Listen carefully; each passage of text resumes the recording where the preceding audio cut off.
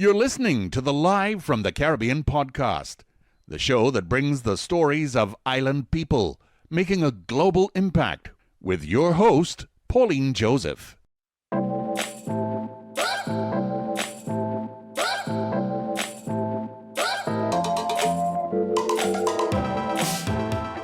Hi everyone, it's Pauline again, the Live from the Caribbean podcast, and today we are delving into the arts, guys. You know me, the story. I find these people and I just slide into the DMs and hopeful that they say yes.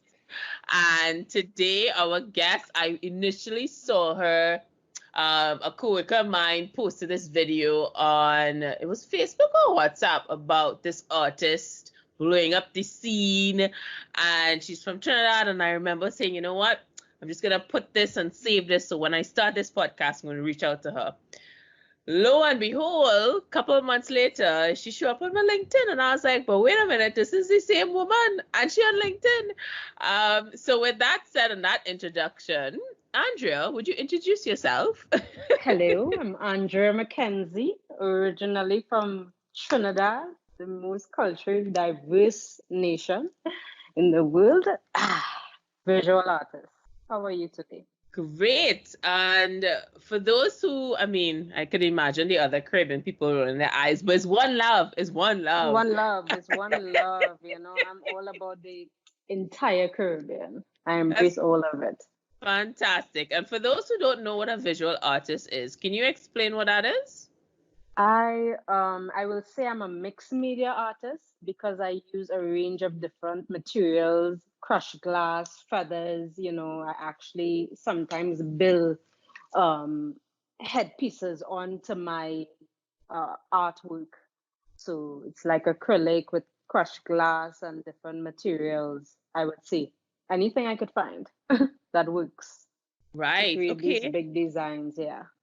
And how is that? For those who aren't the most artistic in their backgrounds, how is that different to, let's just say, painting on a canvas? Well, the crushed glass gives a three-dimensional feel to it. So when light hits it, it shines in different angles. You really have to see it to understand. That's the best I could explain right now about that. Yeah. How did you get into it? Well, my grandmother was an artist. I come from a long lineage of artists. You know, I have cousins that are artists and all these different things. And my dad, back in the day, he had a carnival band, Legends, way back, Andrea McKenzie. So I used to, I learned to build costumes and all of that at a very early age. And I've always liked art, just to express myself. It was always therapeutic to me. Oh, wow, legend. Well, you went all the way back. Yes, I had to turn back a couple of years because it's important that people know where I actually started from. Wow. And this took years. Wow. So that carnival background, you have memories of being in a band house, and because this idea of wire bending to me, yes, it's so far removed, but everybody's talking about. Because as this sort of commercialization of Carnival and bringing stuff in from China, you were there from before that, where the actual art comes from Trinidad. And the bending of wire to make the headpieces. I was in the midst of all of it as a child, so I saw everything step by step, and I will always go and help them out as well. So I learned things along the way. And I was like, wow, I could do this. So would you say, what's your take on the current situation of Carnival and that art now compared to what you were brought up with? My thing about it is that, in my opinion, it stifles a lot of talented young people in terms of teaching them certain methods. Of course, because obviously they want to do it in this big mass production. But me as a child, I really enjoyed and connected with that. And I learned a lot about my culture as well. So it sort of gives a gap, if you get what I'm saying, with everything. Because I truly believe that they should do workshops teaching, youths how to build costumes, how to do this, how to do that, because you never know where it may lead. You understand? Because of my knowledge of that, I incorporated it into my art form, whereby right now I could stand out in Atlanta because nobody's doing what I am doing. Wow. Yeah, I'm gonna get to that whole local aspect of Trinidad just now because that's a whole other issue that requires some time. But I might let's get a talk. headache here. I might get a headache here, Pauline. Listen, during these unprecedented times, I'm like, we still have the oil conversation. Anyways, let's talk about Atlanta because, I'm sure you've been grinding for a while, but there's a point in time where you blew up, where your art was being or is being displayed in a public forum. When did that start? How did that opportunity come about? I used to go back and forth between Trinidad and New York and DC, just looking for opportunities, checking out the art scene, because in Trinidad I wasn't so happy, if that makes sense. I found that it was just too small for what I wanted to do. Finally, a talent agency from LA saw my work and the team believed in me and they sponsored me to come here. I was like, where am I going to go? First of all, I didn't want to go back to New York. It was too saturated. And in DC, it gave me opportunity, but not as much as I would like. So I was talking to a friend about it and he was like, why don't you come to Atlanta? I said, okay, I did my research and packed my bags and came here, not knowing anyone or anything. I was like, listen, I'm about to take this leap of faith. Got here and started to, network and go to different shows and stuff like that and really use social media as well to get my name out there because social media is very powerful. People don't get that. And build and then opportunities started to come my way from what I was doing when I started to incorporate my culture as well. It became different and unique. So people started to seek me out instead of the other way around. Not that I didn't have that experience of mere utter rejection. I did. Starting off, it's all part of it. So, and plus Atlanta has a lot of opportunities for young entrepreneurs, Black women, all these different things. And it is affordable. You get more for your money here. So it was a good start for me.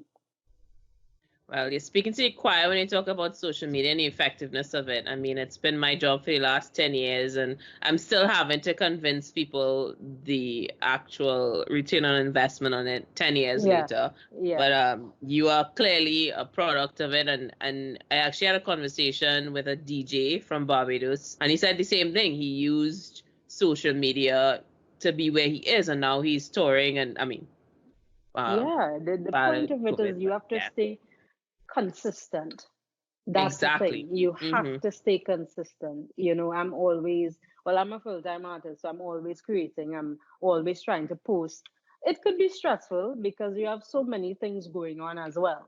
I was able to reach celebrities, all these different people by just posting, Wow. So I'm so excited for the future and to inspire people as well from the Caribbean. And when I get fully settled as well, try to help them out with their journey.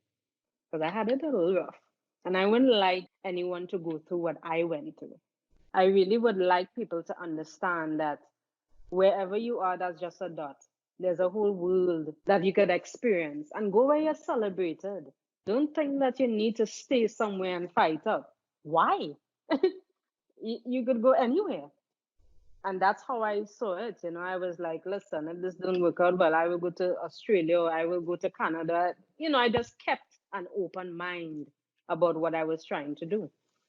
And when you talk about go where you're celebrated, I feel that one in my soul because I mean, correct me if I'm wrong, but we tend to celebrate in the Caribbean people from outside than we within our own self, and I don't know how that journey was for you.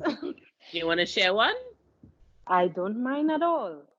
I feel like and I've said it before, people do not believe me when I said I wanted to do certain things or I was going to do certain things. In the beginning, a lot of leading people in the arts didn't want to help me. It was cool because I was so determined to make this work. And I decided, you know what? If I'm not going to get the opportunities in Trinidad, I'm going to step out and gain that recognition and show them that I could do this, right? Now, I love my people, of course. I love Trinidad. I love the Caribbean. But it all depends on where you want to go in life, the heights you want to reach. You know, I remember going to a particular gallery, I would not call their name, and they were like, "We don't know you. Who are you?" Instead of looking at my creation, let me give her a show, or let me put her in something, or let me help her. Make sense? Like, it was like, "We don't know you. You're not you're not a household name." And that was cool. So that was my little experience.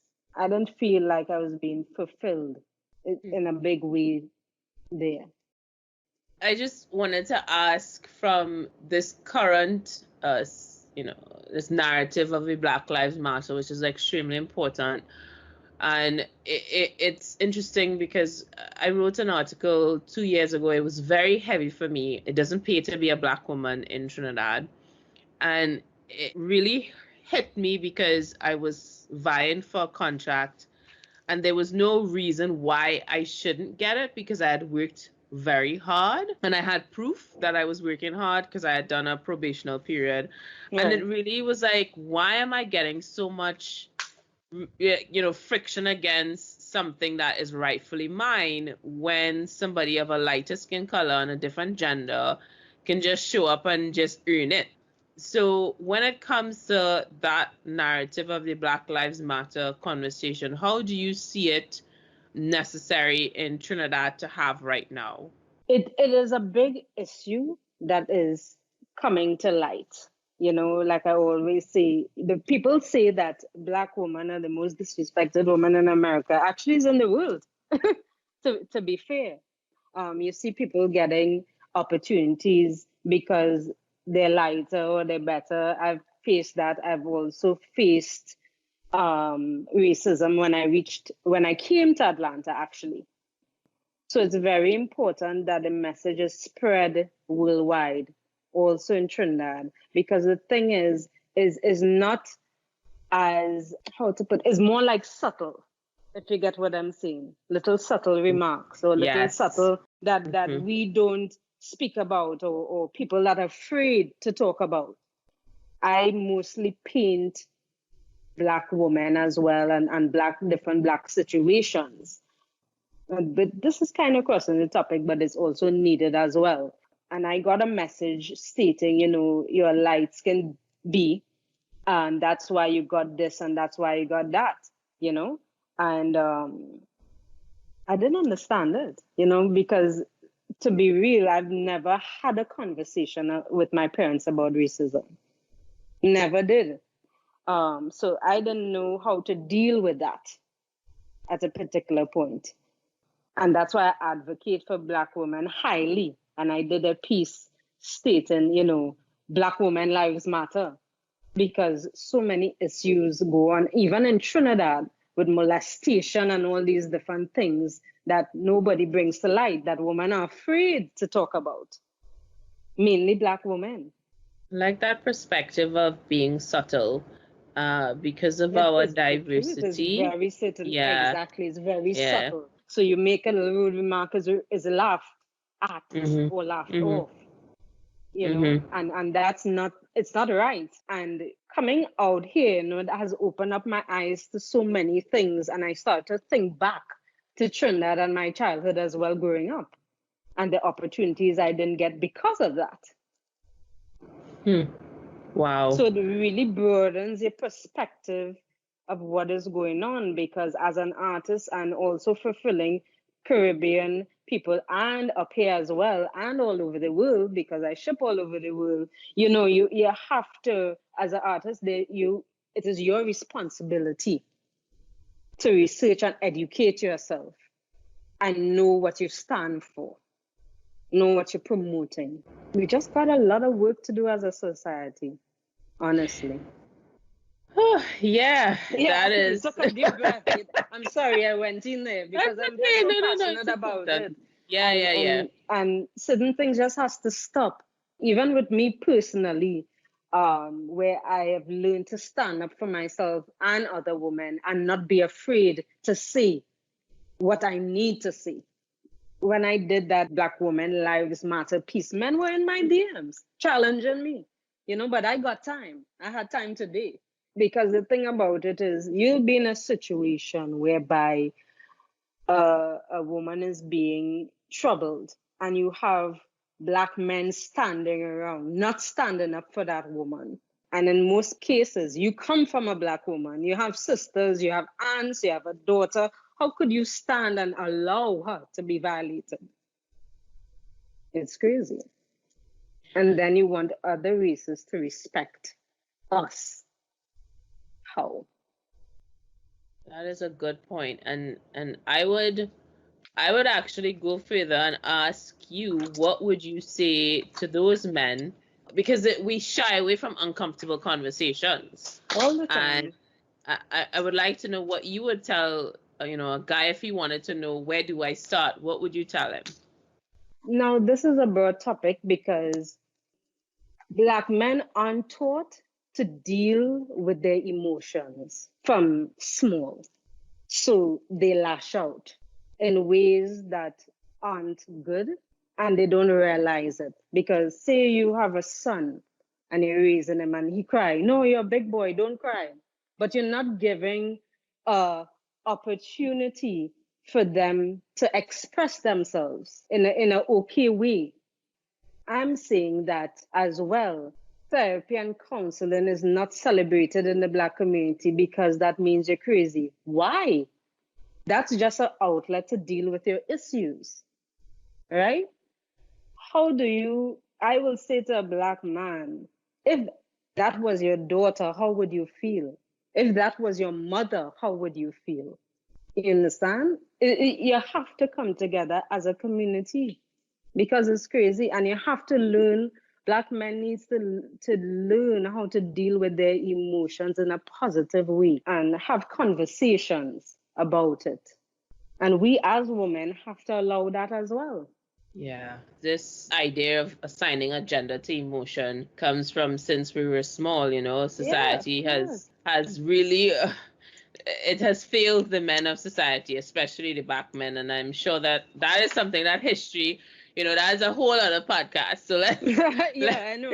We're going in deep. But, me, I've seen it time and time again. I've spoken to friends that are males and tell them, relax, calm down. Why do you have to use explicit words to express yourself?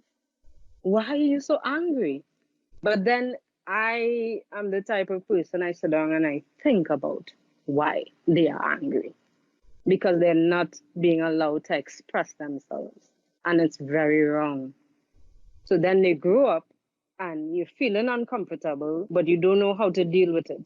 So the next emotion that's come is anger and then aggression, and then they lash out. Yeah, that is just a domino effect. Hey, are you a small business owner? It's Pauline here. I'm sure you and I can exchange some notes on all the struggles that exist within the entrepreneurship journey in the Caribbean. But one of the things I need to tell you about is Regis. They've been an amazing partner with the LinkedIn local community, and they have a suite of products that's applicable to you. Not only do they have a space, an office space, because post the C word, we're all going to want to interact with somebody, but they also have the option for you to have a mailing address. So check them out. Google Regis Caribbean. They have locations in Trinidad, Barbados, Jamaica, and Guyana. Tell them Pauline sent you. I want to go back to Andrea, the artist. I want to talk about your achievement because one of the reasons I saw your name pop up and your art was because of your award in Atlanta.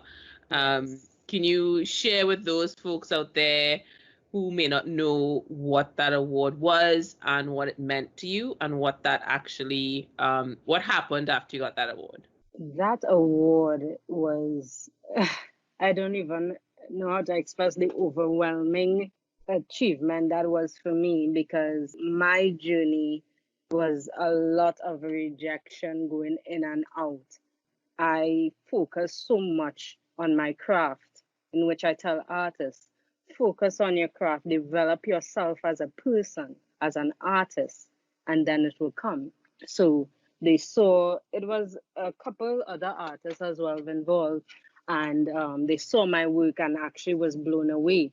And that's how I won the award. What award was it? What was the It was the Black I Am Award for Art and Excellence in right in it? Atlanta. And then from there, I moved on, and I got my exhibition with the mayor actually. And From this is that, in Mayor of Atlanta. mayor of Atlanta, 𝐿𝐸𝐸𝐶𝐸 Lance Bottoms, yeah. Oh, She amazing. specifically asked for me. Of course, I was taken back, like me. Yeah, and my work was shown, and it was just a beautiful experience, because from getting rejected to shows to the mayor saying, hey, you are great, and we want to uplift you, although you're not from here, was a huge achievement, not only for me, but for the entire Caribbean. That's what I see it, to open doors for upcoming artists as well. Of course, when any Caribbean person just when you jump on that plane and leave this area, you're a Caribbean person, no matter if you're from Jamaica, Trinidad, Grenada. Once we see you on that international stage, you're ours. Like I feel like that's a Listen, and the commonality. love, I must say thank you to all my Caribbean people all over the world that continue to celebrate me, continue to post that interview, and it's just a lot of love. It's a good feeling. But my focus as well is really to open up the floodgates to my sisters and brothers and let them know that you could do this. Forget what everybody will say, say, because I've had a lot of doubters in my lifetime.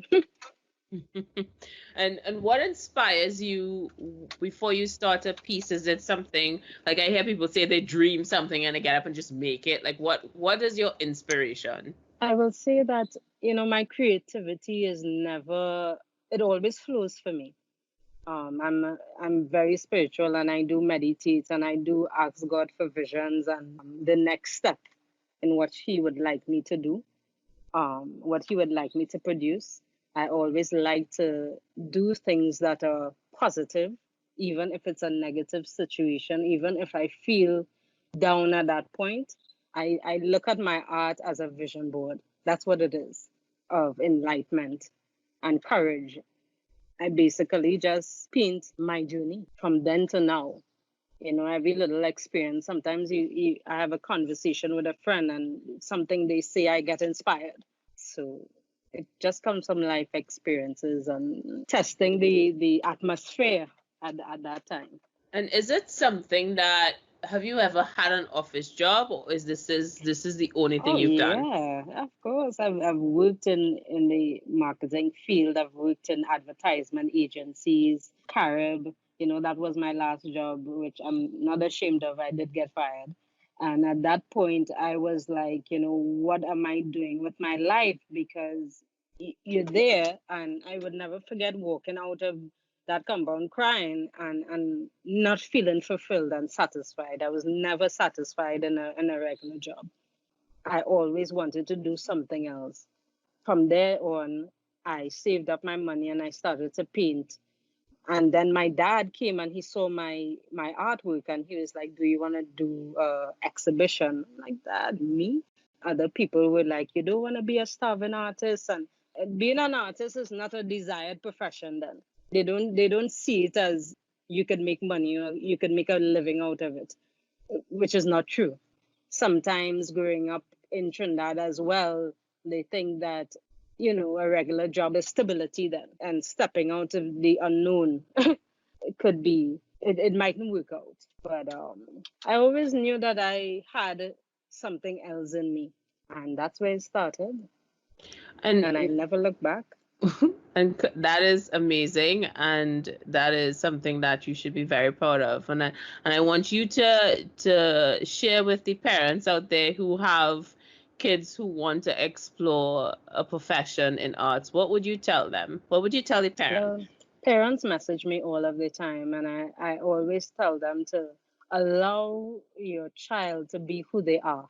Encourage and nurture that, because you have no idea where it will lead or where they will become. They don't have to be, they could be a graphic artist, or they could work in Disney, or they could work for Nike, or they have so many opportunities that you could get within the arts. So I always tell parents, nurture them, encourage them, buy your little art stuff and just see where it goes. Because art to me is natural. You're born with this gift. Nobody could I take that away. Yes, I've seen it with my siblings. I have four brothers and one sister, and they all it skipped my gene. They all are amazing artists. My sister actually, yeah. It didn't hit me, but it hit all of them. And my sister actually created a visualization of what I wanted for my sport, and it's tattooed on my wrist. Oh, that's Um, amazing. yeah, and it was exactly what I wanted, and I find it interesting that they are so talented and have no desire to use that talent. So I would love to hear what you have to say about that drive, because sometimes you can have a talent and it's just sitting there dormant, and that balance of, because you mentioned being fired, having to do things like just kind of grind it out to be where you are. So how important it is to have that grit to be where you are. When God places a passion or a talent in you, it is your responsibility to honor that, because a way will be always be provided. That's how I see it. Art for me is therapeutic. I love it. I could spend hours doing it. In the beginning, I was succumbed to fear, obviously, listening to everyone, because you're stepping into the unknown, and that could prevent a lot of talented people from reaching the heights of what they could be. And I just would like them to know that once you do the work, a way will be provided. You might not see it now, but it would happen. And you have to believe in yourself, as nobody else gonna believe in you. I've been told, oh, Andrea, you're beautiful, you will get married, but you'll never make it as an artist and an entrepreneur. Okay, God bless. That's your opinion. But I know what God is doing for me. So my thing is, you just have to follow it, and it doesn't have to be painting. It could be writing, it could be acting, it could be so many different things. But if you don't tap in, how would you know? Would you like to live a life of not knowing ever, not even trying? That's what I did. And believe you me, at points I'm like, what am I doing? When things get hard, it's like, what am I really doing? But then you get back into it, and my hunger was always there.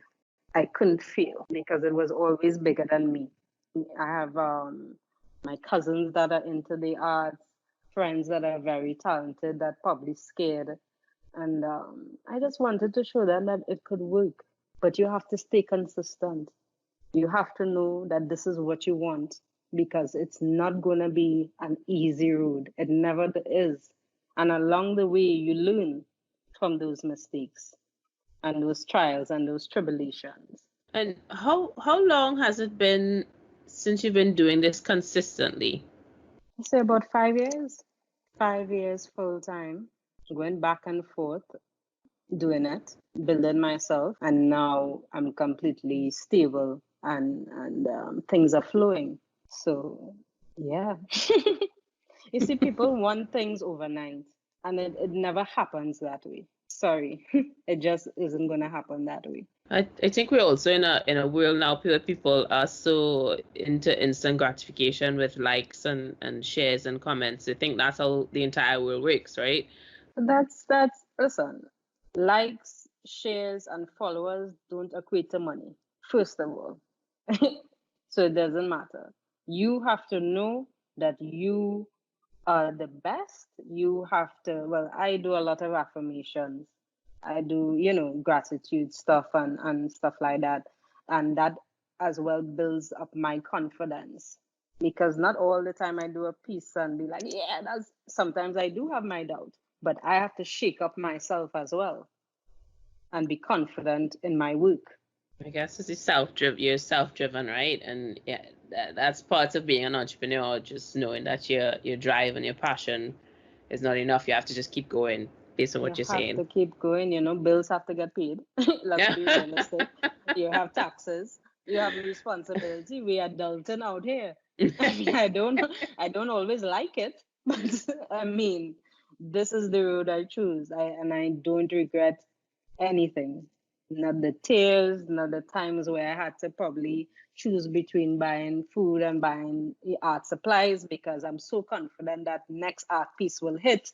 We all are sacrificing for something.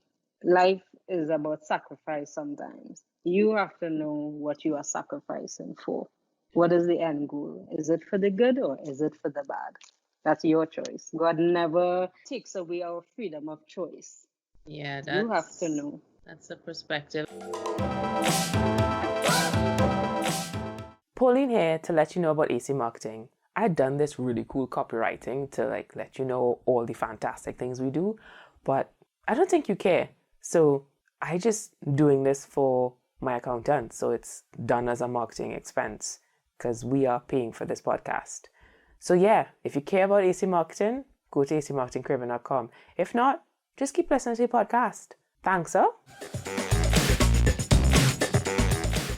And when it comes to Andrea as the Andrea outside of art, what do you do? So for me, I usually either swimming, riding, or running as my form of escapism because sports is my thing.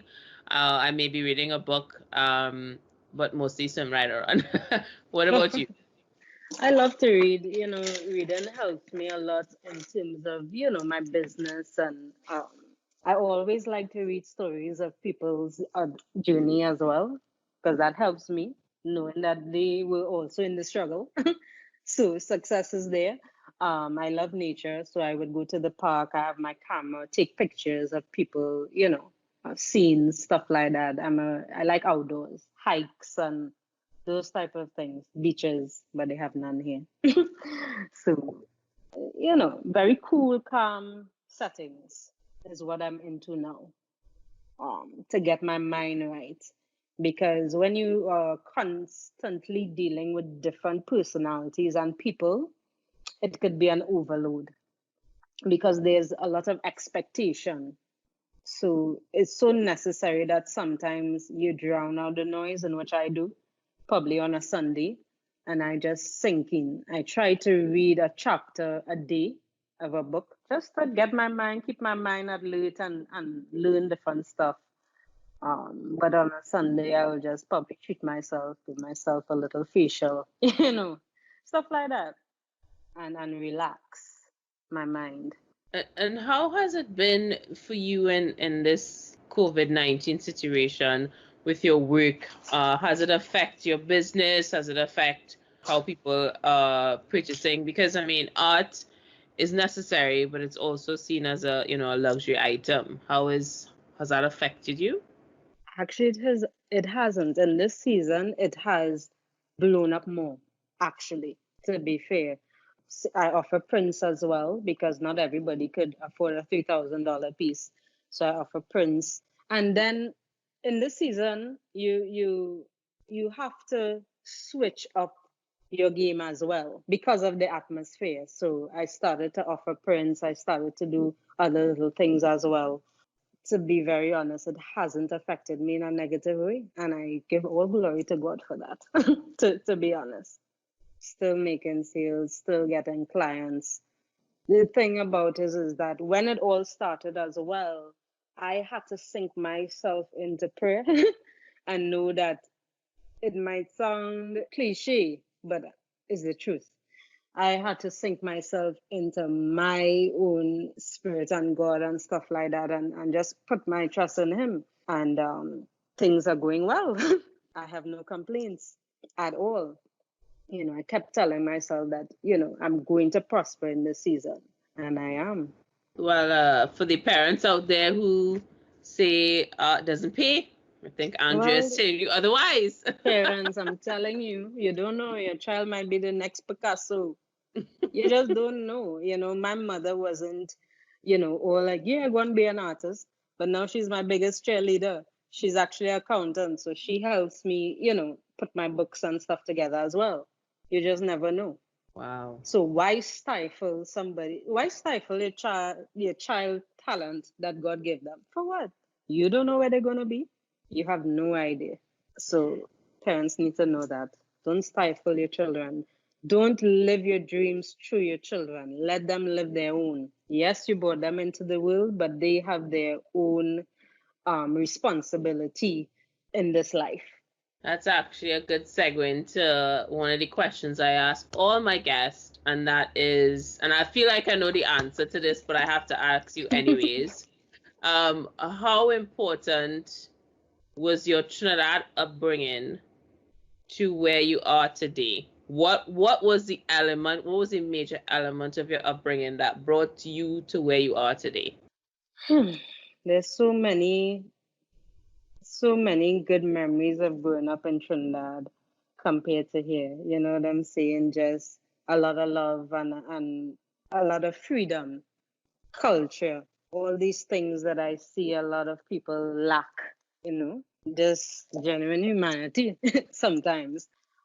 But I love my culture, I love Trinidad, and I grew up in a tight-knit family as well. So that was a good foundation for me coming here. So is there anything uniquely Trinidadian that you could pinpoint to say, you know what, this is, and I know definitely the culture would influence, Carnival.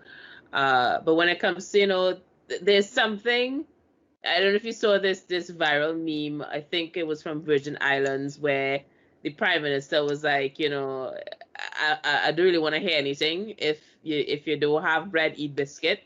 If you don't have meat, eat tuna. And I was like, how is she speaking to people like that? And we're all like, that's a typical Caribbean parent. We all can see, like we see our mothers in this woman talking, So that unique drive from what it means to be from Trinidad and your parents, like what type of upbringing would you say helped you to where you are now? Always being kind and warm. You know what I'm saying? My household was a house where everybody could have come and hang out and eat and just rock back, according to Trinidad. So there's so many memories I can't really. Yeah, that's definitely Caribbean. That's definitely Caribbean, you cook and your friends just show up by your door, or you need some sugar, the next door neighbor could give you it. Just the little things is what I remember growing up in Trinidad. I have a friend who always says, she's like, I don't understand this need to tell everybody good morning. She's like, if I growing up oh my God. I have an experience about that in New York. I stepped on the train and I was like, good morning. Everyone looked at me like I was completely crazy. Why are you so nice? The lady is like, you have to be from the Caribbean. Your accent. Why are you so friendly? And it's just funny to me. I'm like, because I have manners? I don't know. I just like, great, because I grew up in Barbados. I literally cannot, my mind cannot process walking into a space and not saying those words. Like, I just can't. Like, that is just in you. Like, to simple things like, a friend would message me, I'm hungry. I said, well, I could come over. They were like, for real? Like, come and get some food? I'm like, yeah. What is the big deal?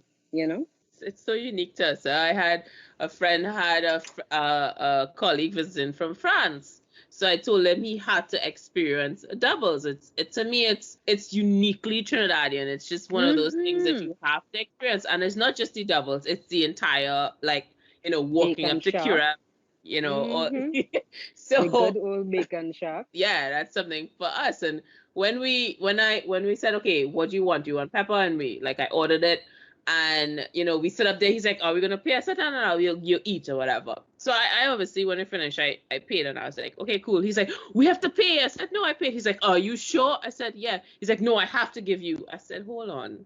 It's not Yeah, for like relax, culture. relax. I remember I told a friend up here, I was like, yeah, you should come and experience one of our delicacies, bacon shark. And she was like, you'll eat shark? Oh my God. I was like, that's why they eat you all here, because we eat them at home. You know what I'm saying? It's like, it's different. They don't get that. They don't understand how we could eat shark. It's funny too. Because you just grew up eating shark. Yeah. It's that cultural difference. Pauline here to let you know about Microsoft 365. As a small business owner, it has been a saving grace to my bottom line. Not only is it allowing me to operate my organization without having a rent expense, but I'm able to really understand the productivity levels of my team. So go Microsoft 365. Trust me. Okay, so the other question I have to ask you is, it's a question from a CARICOM perspective, right? So, we have a CARICOM group and usually have a head of CARICOM. So I'm suggesting, let's say tomorrow you've been appointed head of CARICOM. Oh my God. And you have a list of to-do things, like a to-do list. What would be the first thing you'll focus on as the person who heads the CARICOM? These questions, you're killing me, but I will answer the best I could. I will create, workshops and stuff for people throughout the Caribbean in the arts. That's actually one of the things I would love to do, and also counsel them of how to make deals and do your business properly, because art is cool, but it's also a business. And you have to learn about contracts and doing certain things, as well as women, in a male-dominated industry. You have to know how to handle yourself, both in Trinidad, Caribbean, and foreign as well, because I've had some experiences. So I had to learn how to handle myself throughout that. But I think that they don't develop artists a lot. This is just my opinion of me doing it. So I would love to do like big workshops, work with the government and all these different things to develop them, their mind and everything else. That's all I have for you. I don't know what you're complaining about. That's a great response, especially. That's all I got. I mean, that's actually one of my big dreams as well, because a lot of like young female artists contact me from Trinidad and ask me how I do this and how I do that. And I'm like, listen, if you're not willing to do certain things and go through it, because a lot of us, we get frightened when it gets hard. And sometimes you just have to go through the motions because it would pay off. But also teaching them how to deal with, because the art journey could be a very emotional one as well, especially if you don't get picked for an exhibition you really want, or you get a negative response, or all these different things. You have to learn how to handle yourself. Or you have a male client that is trying to buy art to take you out. Always keep it professional, no matter what. These things are important. Learning how to do your books, how to pay your taxes, knowing the cost of different materials of what you're creating, as well as, very important, knowing your worth and staying by it, sticking by that. Yeah, I actually see that as something you could probably explore virtually. I poke in your mind, my bad. Yeah, no, that's good. Because, that's a good. I've been challenged by people already, and I'm like, listen, this is the price, and that's it. This is the worth. Because you see, I know how long it takes to produce these pieces, hours, days, testing the different layers, and you need to be paid for your time. This is brain work. This is mind. Your mind is constantly going. Sometimes I have to literally try to shut off my mind at night, because there's so many ideas flying towards you at the same time, especially when you're doing commission pieces for clients, because everyone has a different personality as well. So you have to know how to deal and please them. And you can't please everybody.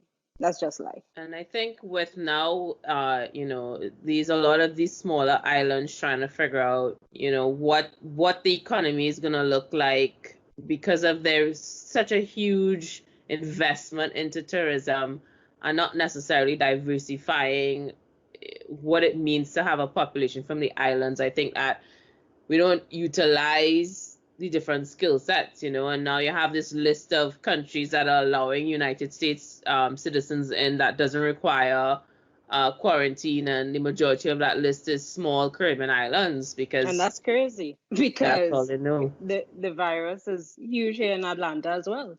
It's spreading like wildfire. That is so necessary and so needed as well, especially again geared towards women because it's a male-dominated industry. You gotta know how to handle yourself out here. Yeah, I think that's definitely something you could probably explore now because people are looking for. I mean, that's just an idea out there. Folks are looking to explore different industries because with the layoffs, that's one of the things they say in a recession. You see a massive increase in education, and people are looking to see what else they can do to make a living. And folks out there listening to this, we're gonna find out where you can find Andrea and maybe push her into that direction quicker than she thought. I mean, it's a plan. It is, but I always encourage people that could learn a skill. Plumbing and electrician and all these things could make a living. I know a carpenter that makes more than a doctor right now. And that's learning his hands. That's a skill. That's a talent. So these things need to be celebrated. And sometimes people have the talent and they don't have, the business sense. So that's where you come in with this whole thing that I would like to do and teach them that. Because that's a skill set as well. Running a business is not easy. Could drive you crazy. Trust me.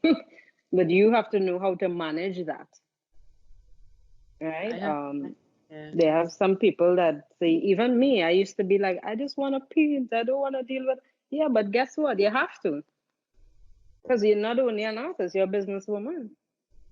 You're doing deals, you're doing contracts, you're doing all these different things. So I think on that note, if folks want to harass you to start that workshop, where should they go look for you? They can come and find me on my Instagram, which is Andrea's ANDREAS.heart.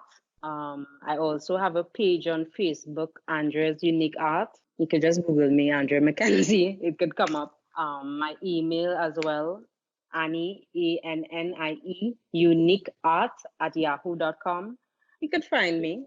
I'm always open to answer any questions that anyone may have in the arts or business or, knowing how to charge for your pieces and these type of things.